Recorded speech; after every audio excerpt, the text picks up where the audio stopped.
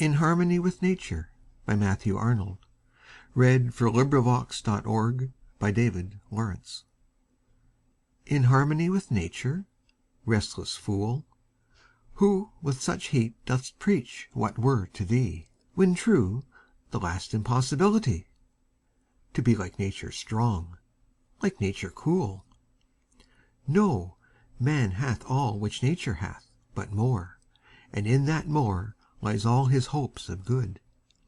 Nature is cruel, man is sick of blood. Nature is stubborn, man would fain adore.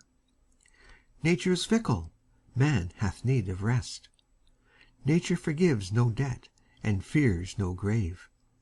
Man would be mild, and with safe conscience blest. Man must begin, know this, where nature ends.